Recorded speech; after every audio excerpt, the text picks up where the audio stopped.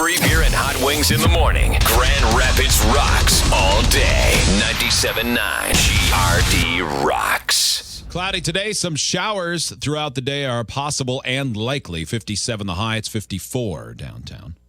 In a moment, Joe believes he was sold out or ignored or some sort of vast conspiracy by our friends at WZZM, Dan and Lauren and Aaron. Is that fair?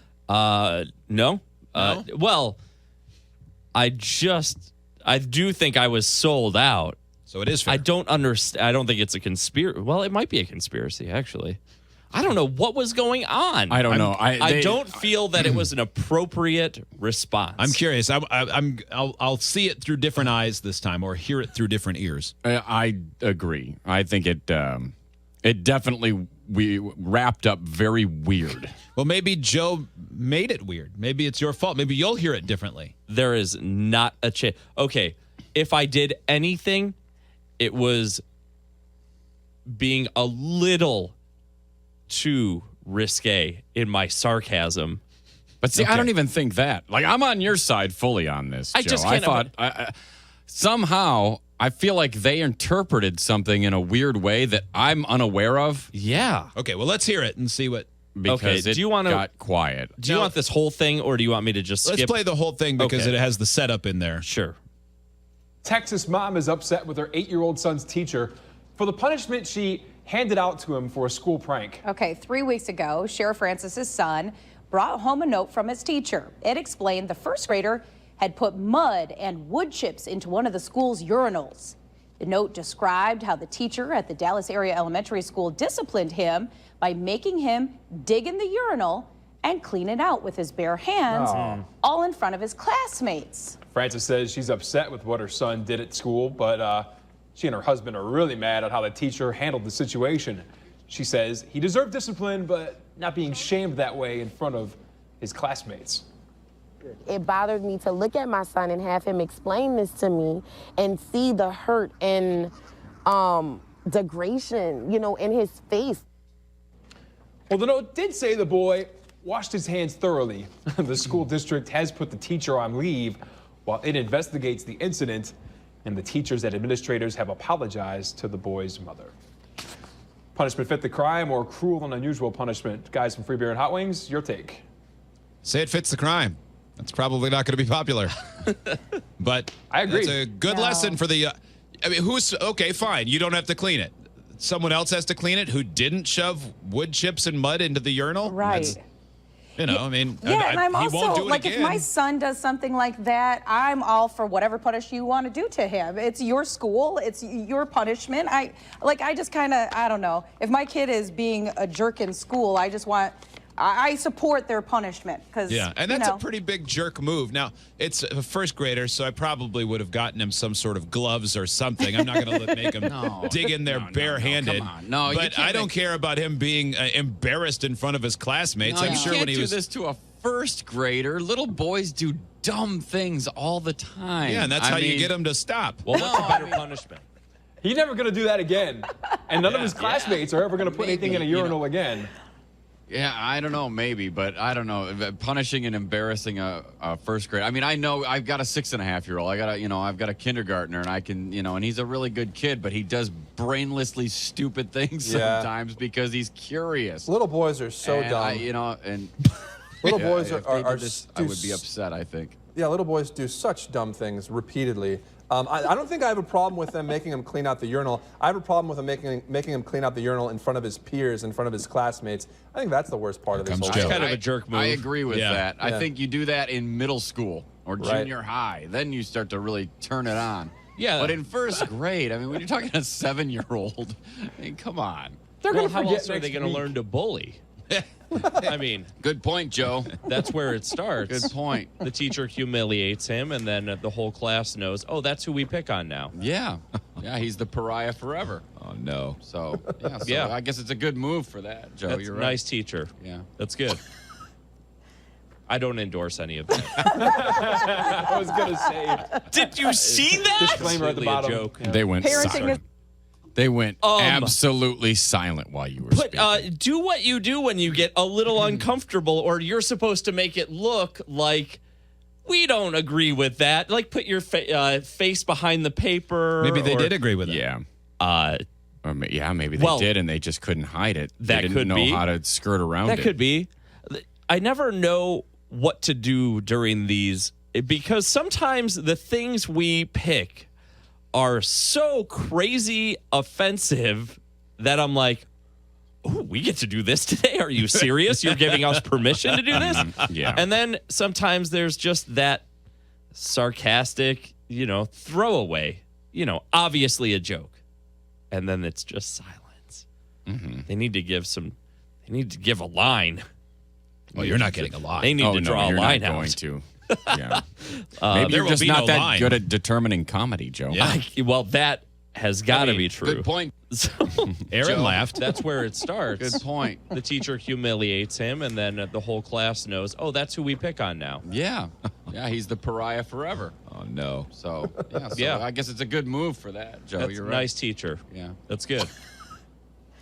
I don't endorse any of that. I was going to say, It's disclaimer at the completely a joke. joke. Yeah, Parenting is Sarcasm. hard and being teachers hard. especially first grader. Yeah, it's all tough. All right, guys. Thanks. We'll have more Oh, news it's and weather mostly after. Dan. Yeah, Dan. It You're is. blaming Dan? Yeah. I think so. At least Aaron tried to nervous laugh. And then once- Lauren went to the stock. Parenting is hard. Teaching is hard. Yeah. We love parents. We love teachers. We all make mistakes. You know who else is good? Most of the time, policemen. All of Yay. these people firefighters live are our in friends. the village. Here we are. You can't criticize parents or teachers. Yeah. Our whole job is to protect them from jokes. Don't make them even feel bad for 1 second over anything sarcastic. No, I think it's mostly Dan. At least when I made the obvious statement of this isn't real, I don't actually endorse this. Lauren then laughed, and then there was Dan. Look at this. Look at his face right here. It's disgusting. I don't endorse any of that. I was going to say, Yeah, it's disclaimer at the completely a bottom. joke. Yeah, Parenting is Sarcasm. hard and being teachers hard. especially first grader. Yeah, it's all tough. All right, Look guys. at him. Thanks. Look at that, just staring off. Yeah, he doesn't know what to do. He doesn't. I think he really interpreted that 1,000 times worse than it was. I don't see it. I think do. he's What do you fine. mean you don't see it? How do you not see it? I think he's you're fine. looking at a visual image of him like He actually laughed. nervously twitching about. He laughed when you said it. I don't know. Well, what happened? What went weird?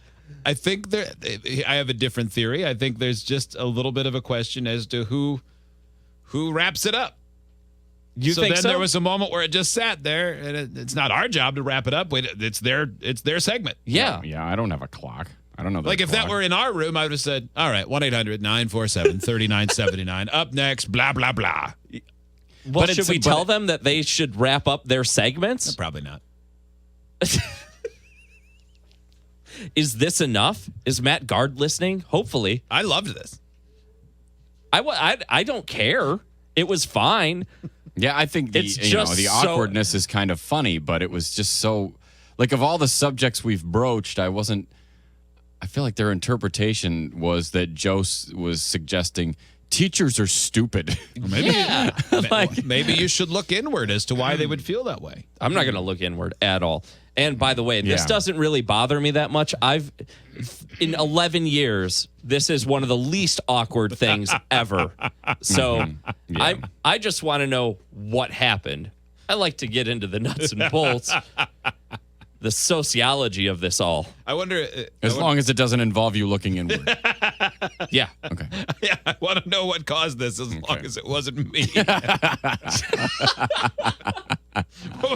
Why did this happen? Not me, but why? Jokes are made for healing, and that's what I'm doing. You are the great healer. Were you healing? We all are. Don't just put it Yeah. on me. You heal too, and you heal too. Oh, thank you. And Steve heals as well. Yeah. Lurch and Jake, no. They don't heal anything.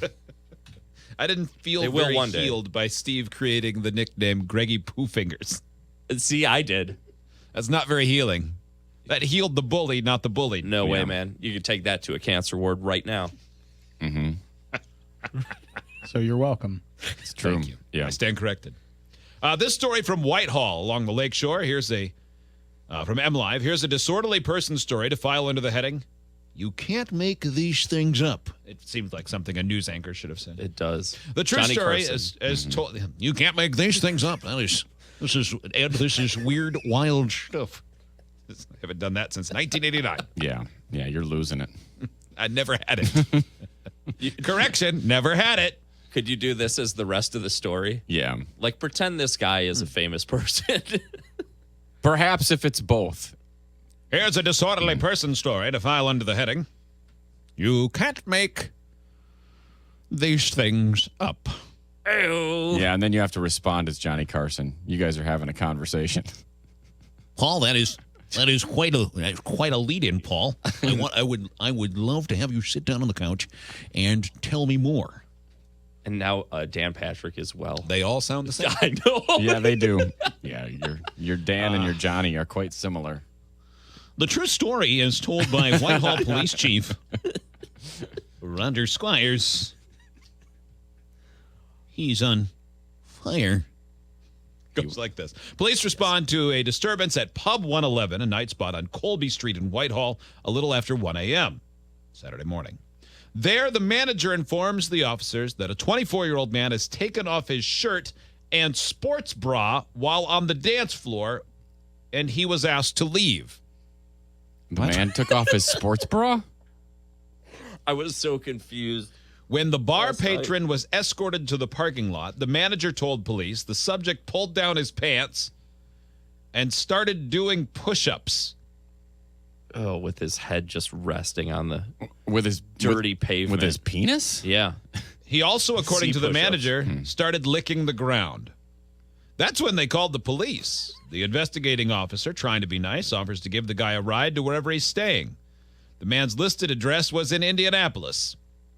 He then indicated he's heading to nearby Montague. The suspect, though, would not give an address. Rather, he said, "You know who I am. You figure out where I'm staying." What? And so that night he stayed at the Muskegon County Jail Yeah. after being arrested for disorderly conduct.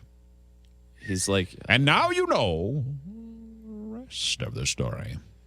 he's just And roaming Fuego. the earth. He is Fuego. Yeah, he is. Totally in fuego. They did stop him, and they did hope to contain him. And they Patrick. And they did. And they did contain Yeah. him.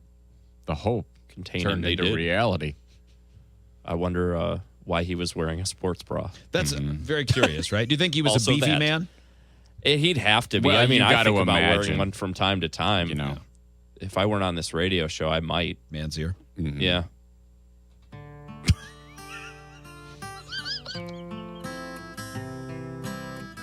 Very weird.